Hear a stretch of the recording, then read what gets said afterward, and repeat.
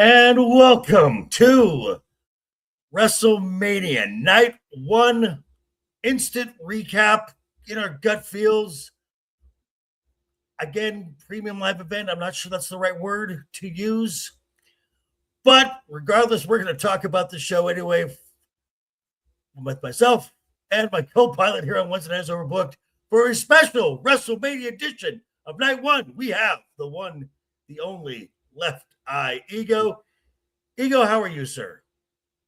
Well, when you said premium, you were kind of right, but it's like getting premium gas in this current economy. You don't remember having to pay that much for just that. So I can't wait to talk about this Night One, man. Yeah, let's go, man. Let's go. All righty. So before we get started, let's let everyone know we got a few folks in the chat here. I believe we got Eric Douglas here. Yes, there he is. Hello, Eric. How are you, sir?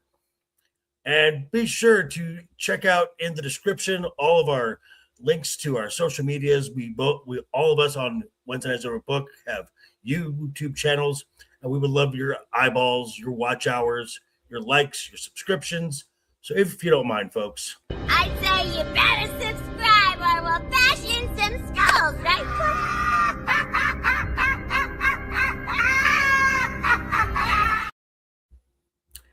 And there's also that nice little thumbs up button, which we've been on a roll of late, getting double digits for all of our Wednesday shows. I would like to maybe get to doubles here if that's at all possible. So tell your friends, come on over. Hey, hang out for a bit. Okay, WrestleMania, the showcase of the immortals.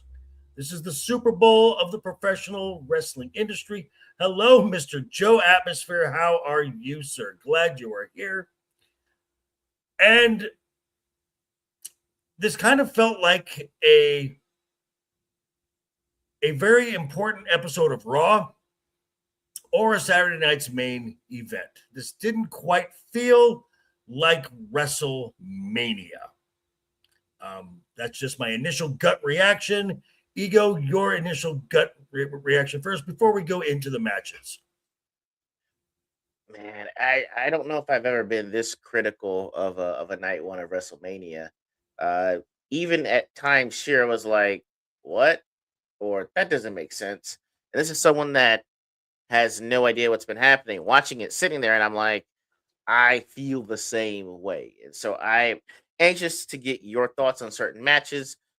We were talking backstage about some of my thoughts and my beliefs, so I'm sure we might have a little headbutting with some of the matches and the outcomes. But yeah, I can't wait to talk more in depth about the matches. But overall, I'm just like, this was like a really high level, regular, right? We will get to that.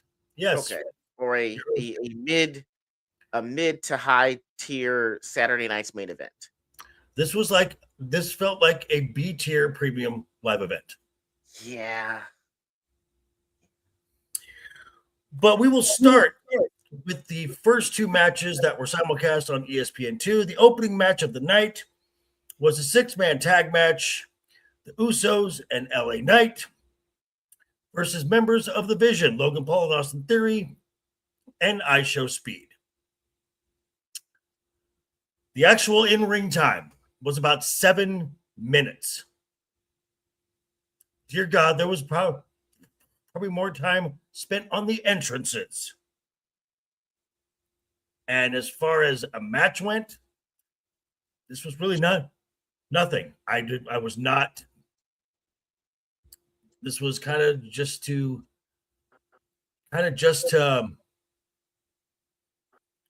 showcase IShowSpeed, basically. So your opening match was to showcase a celebrity who had a impressive post-match segment, which they did a post-match thing where they're beating everyone up, whatever, and IShowSpeed got some bit of revenge, does a huge frog splash from the top of the post onto the announce table. Impressive, sure. But if that's the biggest pop of this entire match, your match is about a celebrity, not your wrestlers. And you're supposed to be about wrestling. Yes. So your other thoughts, Ego, on that? Do I understand why you'd make the Usos want to kind of come out first so they can kind of hype things up? Sure. Okay, of course.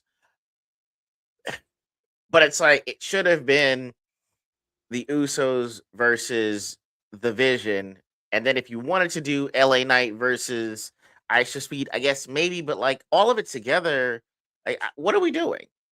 I get that you had to make it so that Speed comes out of a face of all this, but I mean, you guys forget like, hey, there are tag team titles and there are wrestlers, but you're in this match and there's no belt on the line. Like, what's really at stake? Like, are you doing this so that like, hey, we can say we booked LA Knight in something? But that's probably fair. That's true. That's no shade, no judgments, no shame. I mean, you know, understandable. It's just I don't understand what we're.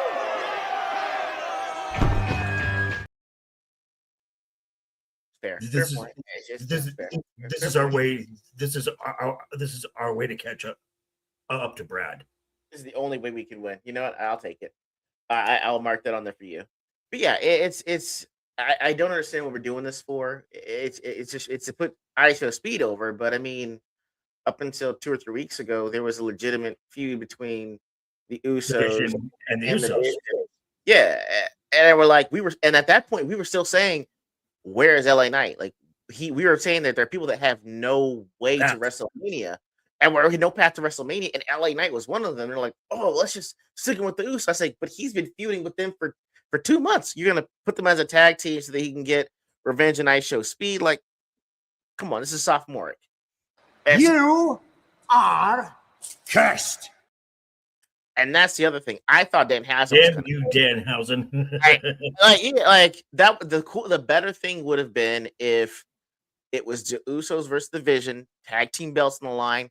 If you want to do an LA Knight run out, that's fine. But it should be Danhausen. Like Danhausen would have gotten a huge pop. Actually, probably been the biggest pop of the night. If Danhausen comes out and uncurses ISO Speed, and then you have him doing that double pump frog splash on Logan Paul. That would have been a better resolution. But again, it's like they got themselves into a corner and tried to write themselves out by shoving an influencer in and being like, we're hip, we're cool. Hello, fellow youngsters. We still know what's hip in the street too.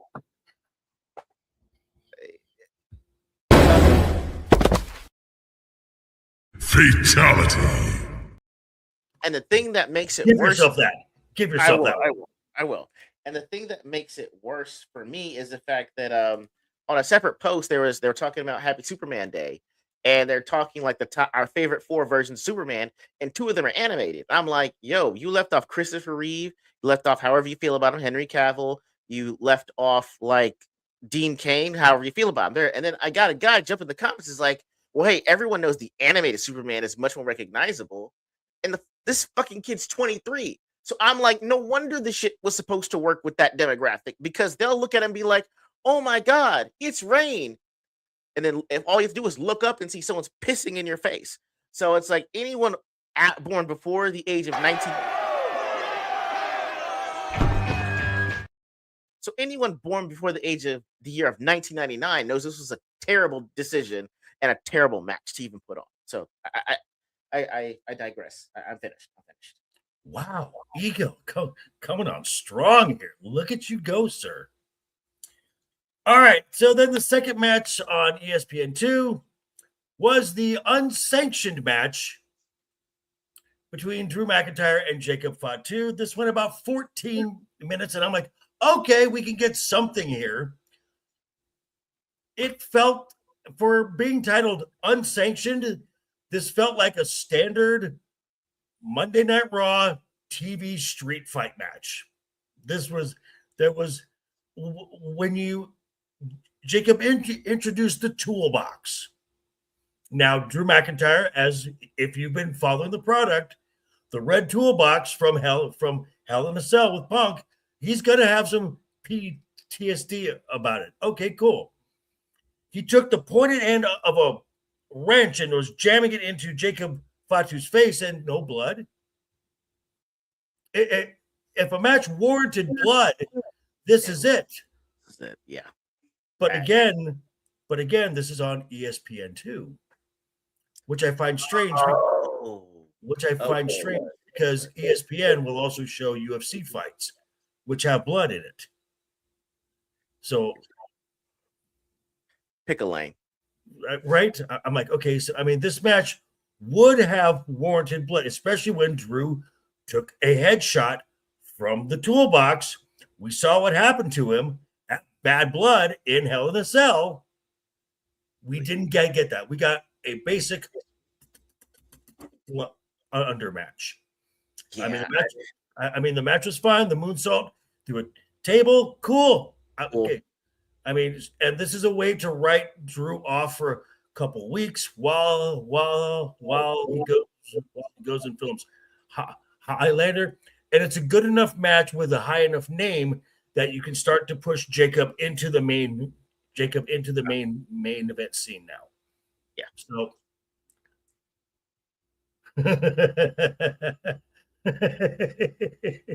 You know what?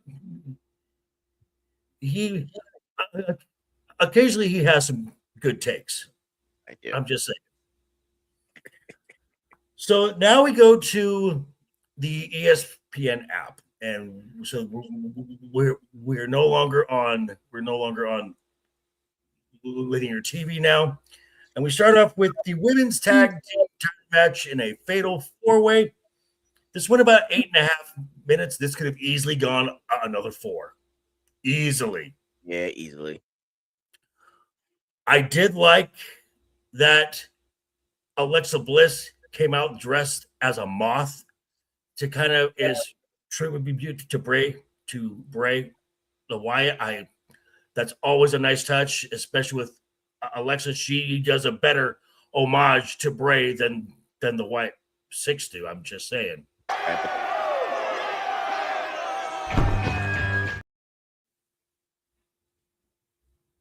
Agreed. So then what we had Lyra and the Bailey. The Bailey was actually getting the crowd to do the woo, and I'm like, okay, we're popping a little for Lyra. That's improvement. Then we had the Irresistible Forces, which I did like because of the night before.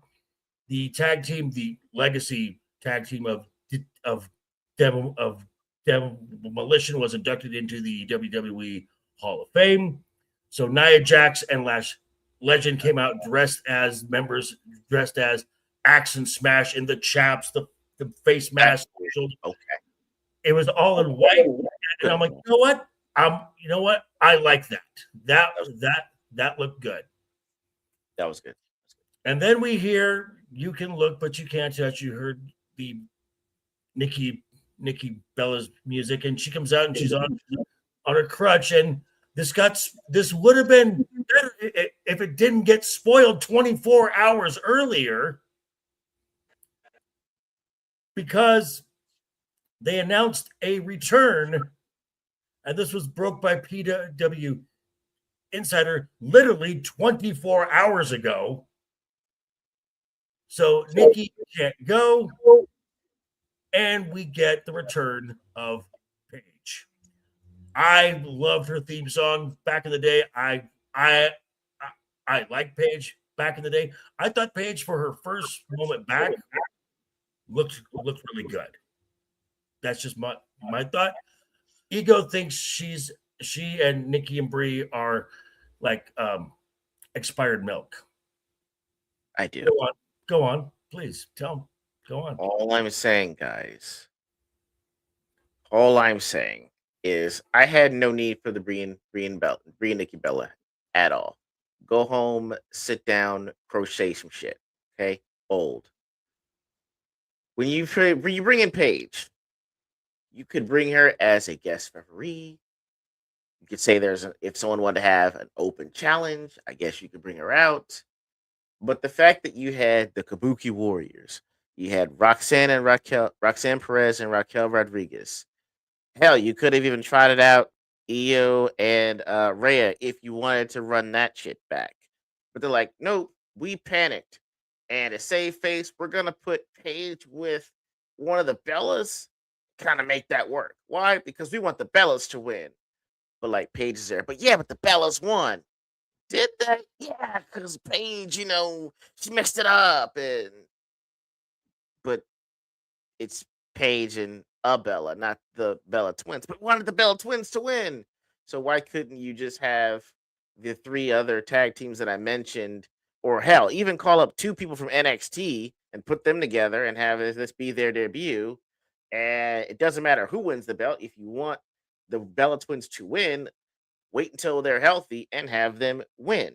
I don't understand why this is such a hard concept. We're talking about. Okay, it's a wasteful move to me.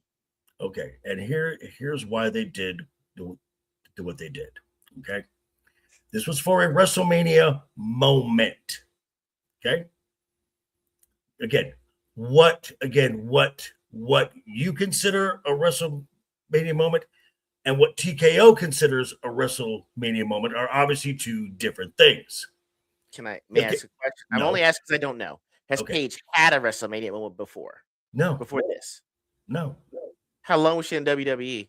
She was in WWE for 4 years and was actually injured a lot. And not one of those was she ever in a WrestleMania to not have a moment. Not for a title, no. So as I was saying, as I said on Wednesday night, the reason you brought Nikki and Brie back was for this moment. This was always going to be the plan. Now, okay. So Paige, once she got released from Guantanamo Bay, she was going to sign with the WWE. She was always going to come back. Now, I can understand how some folks say that, Paige might seem like she's an old timer. She was in WWE for 4 years before she got a neck injury at a house show, which took her out of action. They brought her back as a executive role. Okay. And then she left, and then she got let go from the WWE because she had a romantic relationship with Alberto Del Dipshit. So, and then she went to AEW. Tony Khan brought her on to pop a rating, gave her a token title run, but that's all she was there for. Now, so this being her first match back, I do not expect her to do a lot of in-ring work because she basically just did what Nikki was supposed to do. Again, this match went 8.5 minutes long. There wasn't a lot for anyone to do in this match. To be fair, that is true. That's true. And there was no big spot to where someone jumped into the actual sea of wrestlers that usually is a big spot for the women. It's like someone jumped the 5 fray. Okay, yeah. Yeah. And then for this match, you had someone from each team was in the match at all times. So it was a very confusing match on well, who's legal, who's not, what's going on here. Yeah, it was a hard match to follow. Obviously, the pinfall spot was supposed to be Nikki doing the doing the rack attack, but you gave it to Paige to do the rampage and give her the win. Simple. Do I like it? No, I don't, because I don't think Nikki and Brie should have ever come back to start with. I don't either. Okay. So, but we are where we are. Joe, you're not wrong. It's fair. Just fair. Yeah, there were some backstage moments. Her and Xavier Woods. Not that I'd ever seen that or heard about. Never heard it. Never at all. At all. Then we had for the Women's Intercontinental Championship, we had AJ Lee versus Becky Lynch. Now, we had all picked AJ Lee to go over. Obviously, WWE thought differently. This match went 8 minutes long.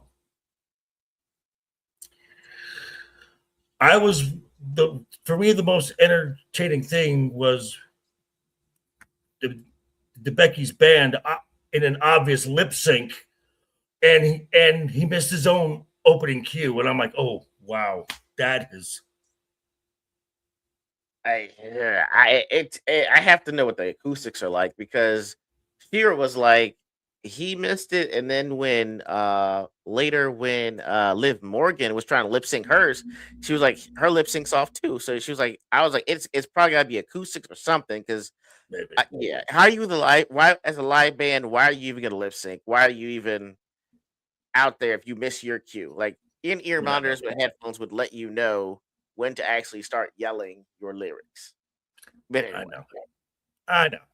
It's lol. Now and then AJ Lee comes out with a bunch of little girls dressed like her, and they're all skipping. That was cute. Okay, I'm fine with that. That's adorable. And that's really for those little girls, they're going to remember that for the rest of their life. Oh yeah, I'm all for it.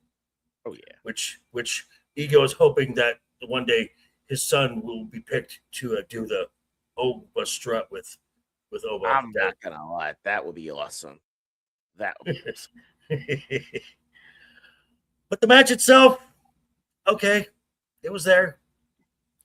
It was an 8-minute match. And I don't understand why they put the belt back on Becky unless they got something planned. I don't know what that plan would be. It doesn't. She is a heel. She's gonna go. She's got the same list of faces to go through again. I mean, unless they plan on some of these NXT call-ups. I thought, yeah, are a face. I mean, who else is there? I don't know. I really thought that it would be AJ Lee retained, and we'd have like a legacy match somewhere in the between with her and Roxanne. Yeah. I like, okay, if you put the belt back on her, like you must be saying she's gonna hold it for someone that's either in NXT or you have plans for someone else. But I mean, in the meantime, I thought it would go longer than 8 minutes, and kind of went out with a thud. Well, and the thud was AJ Lee being ragdolled by that manhandle slam. Dear God, that was rough. And then came probably the best match of the night. This was Gunther and Seth Rollins. As I've said numerous times, we've said it on Wednesday's Overbooked, Gunther is impossible to have a bad match. Right. And even Ego has come around to this. It took a while. Yes, I believe that to be true. Very hard. So we are like 5 matches into the show, and the crowd is just now waking up. The crowd was very much invested in this match. Yes. Well, that is true. She is. Sure. But as I said, this match could probably be the match of the night, and so far it is. Your thoughts on your thoughts on the Braun and Seth match? Definitely woke the crowd up, and I was like, I actually was paying attention to the match. Even Shira was in. She's like, okay, what's going on here? What's this about? Like, hey, who's that? What's going on here? It was actually a really decent match. I mean, for me, quite frankly, WrestleMania started with this match. High impact, the high impact, and you see why Seth is it. I would say Seth is probably underrated in some capacity. Okay. He was very good in this match. He was very good in this match. He was. I was like that. I was like, yo, if y'all are waking up with bumps, bruises, and aches tomorrow, I get it. Like I know that a lot of that is choreographed and you prepare the moves and sets, but I mean, some of the moves are just vicious. There are great setups, reversals, high impact slams, even the superplex from the top turnbuckle. That was great. It was a fun match. What was it when Seth reversed out of a power bomb and into a pedigree? That was amazing. That was awesome. That I hadn't seen it before. That was great. And yeah, the thing is, I keep forgetting that the pedigree is in his moveset. You can pretty much put that out anywhere. So when you do it, you're like, oh yeah, that is his moveset. Which again, you're like, that's probably why Seth is underrated. You keep forgetting moves that he can actually do. And this match, actually, before the match even got started, there was stuff going on prior to the match around the outside, announce tables and whatnot. Oh, yeah. This felt more unsanctioned than the unsanctioned match did. Agreed. I mean, Gunther took a stomp off the announcer. Yeah. I was like, how did he play that off? That was gnarly. Hey, hello, sir. How are you? Gunther came out of the corner and said, yeah. But yes, absolutely. This is by far the best match of the night, and this was at this point the longest match of the night at 15 minutes. And like we had said on the Wednesday night, some shenanigans were going to happen. Braun has been cleared, and Braun was going to interfere, do something so Gunther gets the win. We all saw it. Cool. I'm fine with it because now you're telling two stories from this one match. Yep. Something to pay off in August, and you've got now a program with Braun and Seth, which was the second plan for Seth for Mania. And then Braun decides I didn't do enough and runs down the ramp. So he's got gravity working with him and gives Seth another spear running at top speed. Good God. Ouch. Man. Great camera placement of him actually running down at that angle. That was actually really good. But it was just it's great to show that, hey, I am pure destruction when I'm in the ring and I'm healthy. And that can happen. Sometimes it can happen where guys are coming back from injuries. You kind of forget, it's like, well, hey, are they 100%? Or are they trying to come out with a different take on the character that they are? Like, nope. Me, Braun, me smash stuff. Like, me, Juggernaut. Right. And Juggernaut's what he did. And they also at some point during the night showed everyone who was inducted into the Hall of Fame, which I'm like, okay, you're doing that tonight, but this would have made sense to have it on tomorrow night because you've got one less match. Oh. And that would have usually filled that spot unless we might get another match. Maybe. I'm possibly. Hoping. I hope. I mean, am I crossing my fingers? Because the minute I get hope, TKO is just gonna say, I'm afraid I've got some bad news.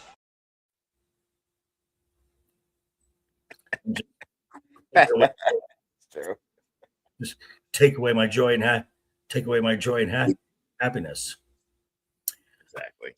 Then we had a match that I was actually looking forward to for the Women's World Championship. Liv Morgan and Stephanie Baker. Liv had an entrance. That's what you would call it, yes. As we were discussing in our chat, Duke Devil 95 said, I don't know if I'm supposed to want to watch her wrestle or fight. And I'm like, yes, confusion boner. I get it. Understandable. The answer was both. And then Stephanie got the big pageantry entrance. That was cool. Definitely got the big. Definitely got the goth. Definitely got the beautiful goth girlfriend look going. Miles Bourne, you are a lucky man, and I hate your guts. So, just saying. This match went 7 minutes. That was it? In ring, 7 minutes. Wow. The best build, the best feud of any title match of this entire WrestleMania season. And it got 7 minutes. That's okay. All right. That's yeah, that's I question that. I mean, TKO. You just made the list.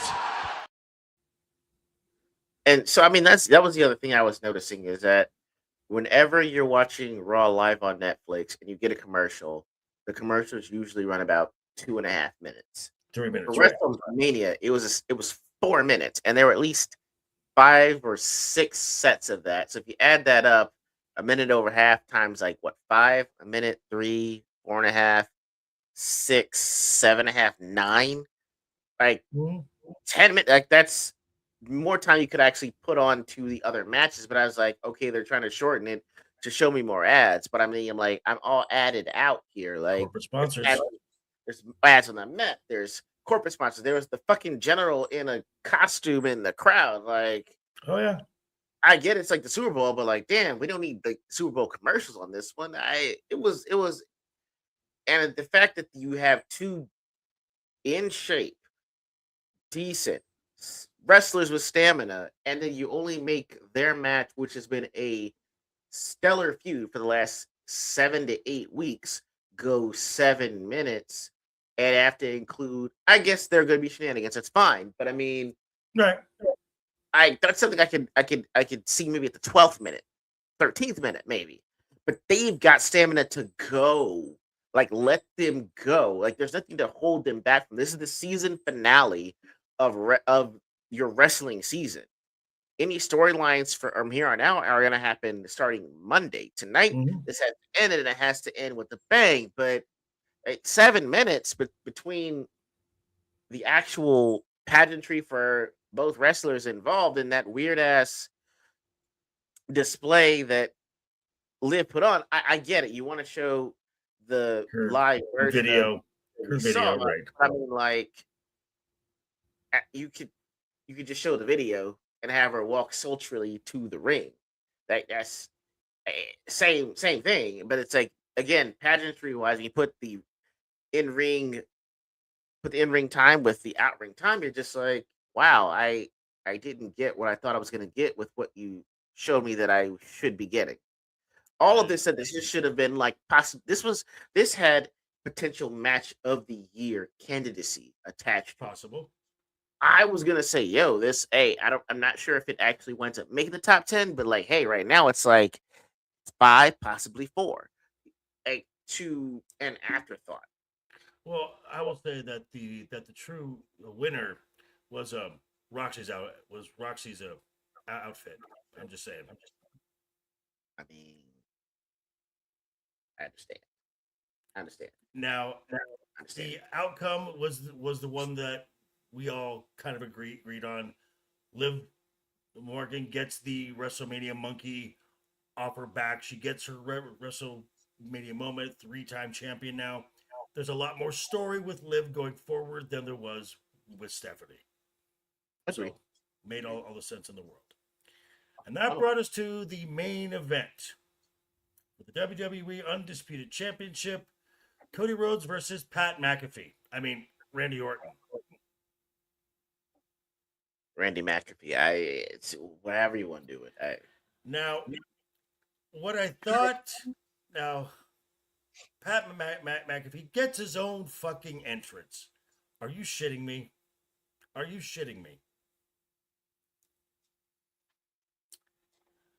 They do the entrances. Those take a while because Randy takes his time.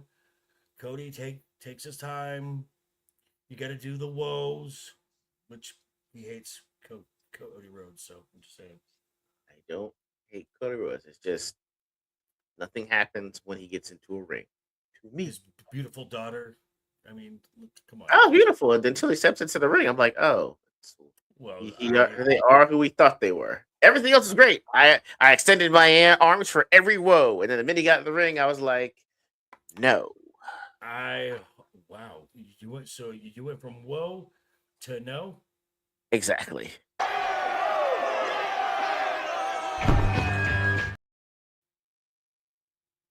That was well done, sir. Thank you, sir. So then they're doing the introductions, and Pat grabs the mic from Alicia Taylor, who's doing her best of the Rufio hairdo. Wow,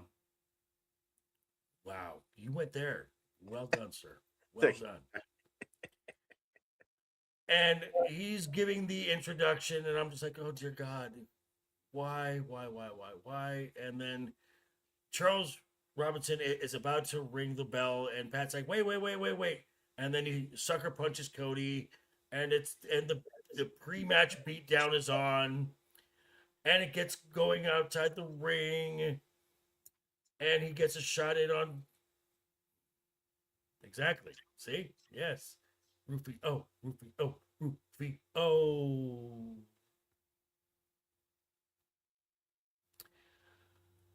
And then we see Jelly Roll.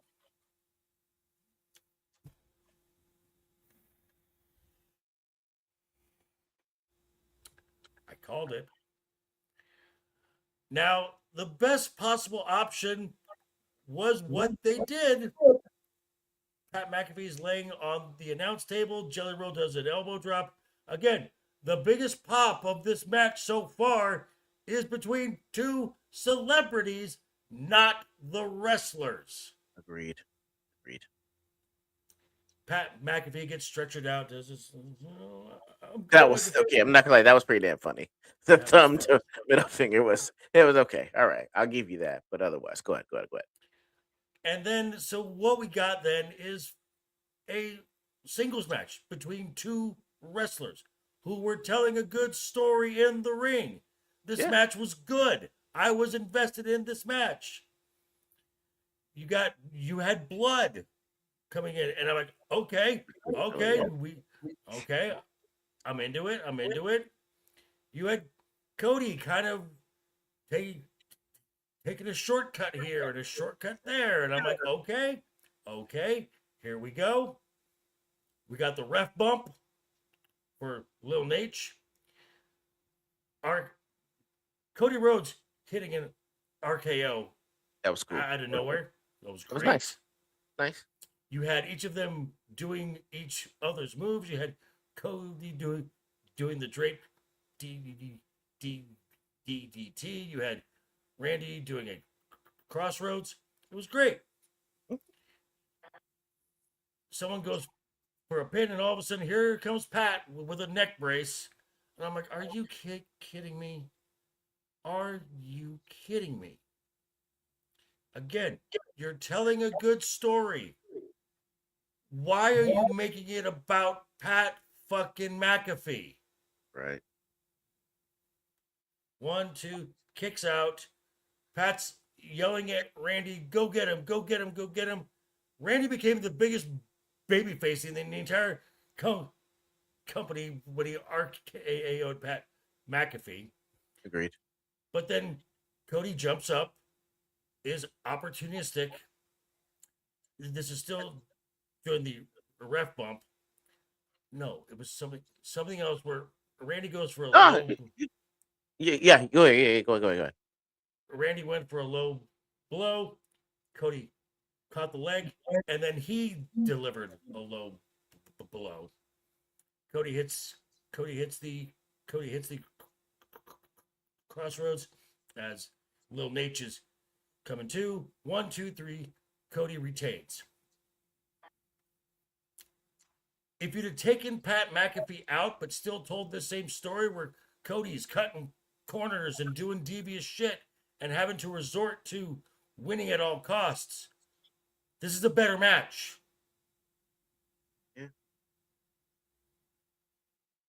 this match would have been really good, but because I guess we could say the most dangerous letters in pro wrestling are not RKO. They are TKO.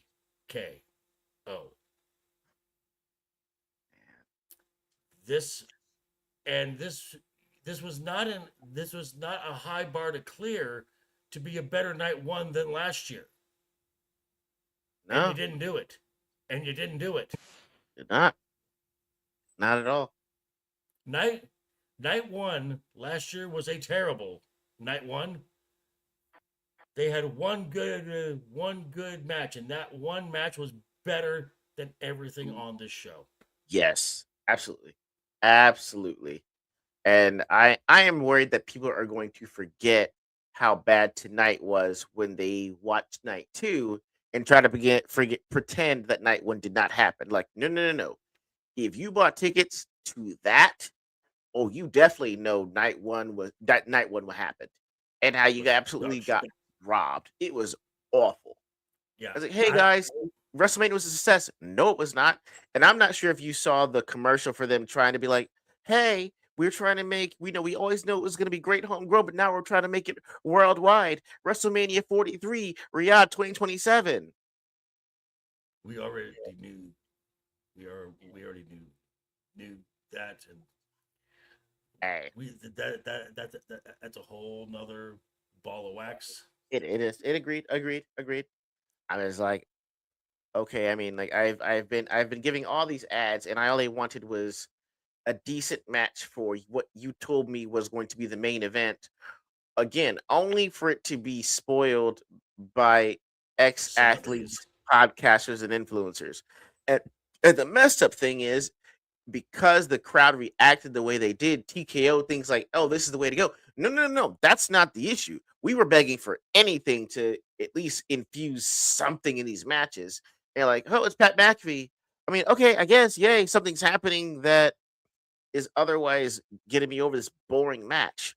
Or you're interfering too much with the match. And actually, when the match was over, Shiro was like, that didn't make sense. But the thing about it is, as I said, if you'd taken the Pat McAfee and Jelly Roll stuff out, that was a good match between Cody and Randy. It was, yeah. It started out slow, but I mean, there was a gradual buildup, and I'm like, okay, cool, it's building, and then.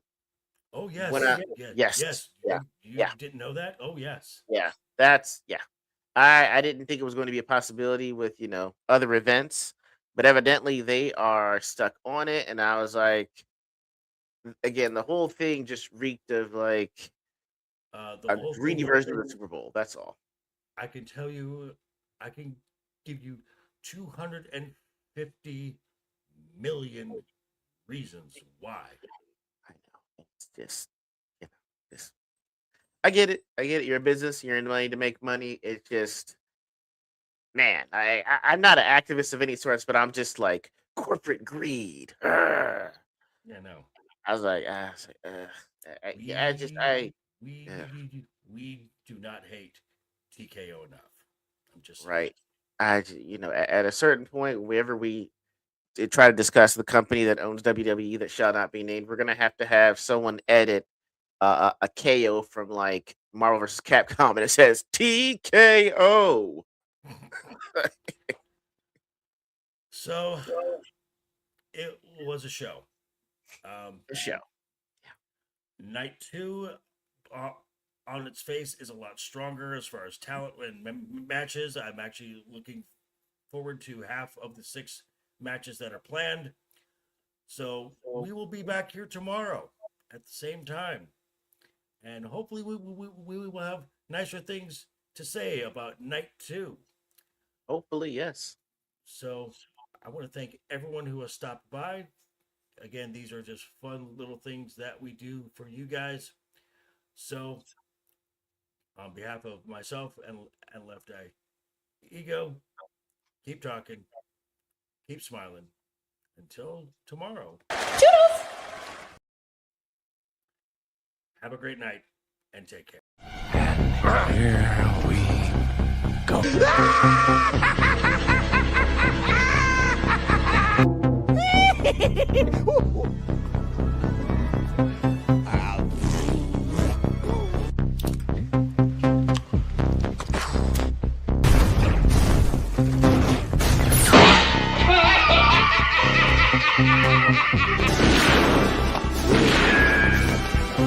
Is like gravity. All it takes is a little push.